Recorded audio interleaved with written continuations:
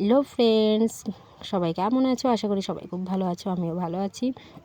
তো দেখো, আমি একটু অন্যভাবে আজকে মাংস রান্না করছি, তো সেটাই তোমাদের সাথে শেয়ার করতে চলে এলাম। বেশিরভাগ টাইমে আমি মাংসটা মেখে রান্না করি, আজকে একটু মশলা কষিয়ে রান্না করব। তো প্রথমে একটু আলুটা ভেজে নিচ্ছি। আমি কিন্তু আলুটা ভাজার সময় নুন দিই না, নুন হলুদ। আলুটা একটু ভেজে আসার পরে তারপরে আমি নুন হলুদটা দিই। আর এই আলু ভাজাটা আমার বাড়িতে সবাই ভীষণ পছন্দ করে, মানে মাংসের আগে আলুটাই তুলে খাওয়া হয়ে যায় এরকম ব্যাপার। তো আলুটা ভেজে দেখো এবার তুলে নেব। খুব সুন্দর করে ভেজে নিয়েছি। আমি এরকম লাল লাল করেই পছন্দ করি আলু ভাজাটা, আর আমার হাজব্যান্ডও খুব ভালোবাসে এরকম লাল লাল করে আলু ভেজে মাংস রান্না করতে, মাছ রান্না করা। তো সেইভাবেই আর কি রান্নাটা করছি। তো এই তেলের মধ্যেই আমি দেখো দিয়ে দেবো একে একে মশলাগুলো। এবার মশলা বলতে এখানে প্রথমে দিয়ে দিচ্ছি পেঁয়াজ কুচি। আমি অল্প মাংস রান্না করছি, এই জন্য দুখানা পেঁয়াজ দিয়ে দিয়েছি, আর একটু রসুন দিয়ে দেবো এবার।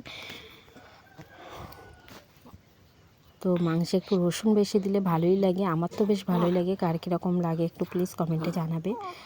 তো আর দিয়ে দেবো কাঁচা লঙ্কা কুচি। কাঁচা লঙ্কা ছাড়া যেন মাংসটা যেন মনেই হয় না যে কিছু টেস্ট হয়েছে। কাঁচা লঙ্কা আমার কিন্তু সব তরকারিতেই লাগে। তো যাই হোক, মাংসটা এখন দেব না, মশলাটা আগে ভালোভাবে কষিয়ে নেব, তারপরে আমি মাংসটা দেব। তো এর মধ্যে এবার কিছু অ্যাড করে দেবো, কিছু আমি গুঁড়ো মশলা। তো কী কী দিচ্ছি দেখো, ধনিয়া পাউডার, সানরাইজের ধনিয়া পাউডার দিয়ে দিলাম, জিরা পাউডার দিয়ে দিলাম, আর দেবো একটু লঙ্কার গুঁড়ো। তো লঙ্কাটা খুব বেশি দেইনি, কারণ আমার মেয়েটাও খাবে। তো দেখো মাংসটা এবার দেবো আমি। মশলাটা প্রায় কষে এসেছে, দেখেছো মশলাটা কি সুন্দর একটা কালার হয়ে গেছে। এবার মাংসটা দিয়ে আমি ভালোভাবে কষিয়ে নেব। তো তোমরা এইভাবে কে কে রান্না করো বা মেখে রান্না করো, মানে মাংসের মধ্যে মশলা মাখিয়ে রান্না করো কে কে, প্লিজ একটু কমেন্টে জানাবে। আমি কিন্তু দুরকমভাবেই রান্না করি, তো আমার এইটার থেকে মাংস মেখে রান্না করাটাই বেশি ভালো লাগে, সব মশলা মাখিয়ে রান্না করতে। তো দেখো নুন দিয়ে দিলাম একটু, আর দিয়ে দেবো হলুদ, দিয়ে সুন্দর করে ঢেকে ঢেকে মাংসটাকে কষাবো।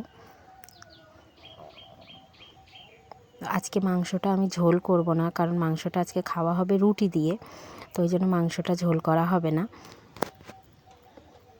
দেখো মাংসটা পুরো কষে গেছে। তো বুঝতেই পারছো অনেকটা রাত হয়ে গেছে, আমার হাজব্যান্ড বাড়ি এসেছে 8টার সময়। তো তারপরে আমি আর কি রান্নাটা করে ভিডিও করছি। তো আলুগুলোও দিয়ে দিচ্ছি। তো যাই হোক, তো অনেকটাই রাত হয়ে গেছে। আর আমার মেয়ে দেখো এখান থেকে আলু তুলে নিয়ে খাওয়া শুরু করে দিয়েছে, তোমাদের সাথে আমি সেটাও দেখাবো।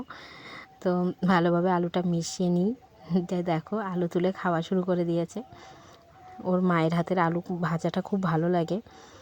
তো যাই হোক, মাংসটা দেখো কত সুন্দর একটা কালার চলে এসেছে। তো মাংসটা আজকে এইভাবেই রান্না হবে, মানে এতে জল দেওয়া হবে না, তো রুটি দিয়ে খাওয়া হবে। তো সবাই খুব ভালো থেকো। যদি ভিডিওটা ভালো লাগে একটু প্লিজ চ্যানেলটা সাবস্ক্রাইব করে দিও, আর ফেসবুক থেকে দেখলে প্রোফাইলটা ফলো করে দিও। টাটা।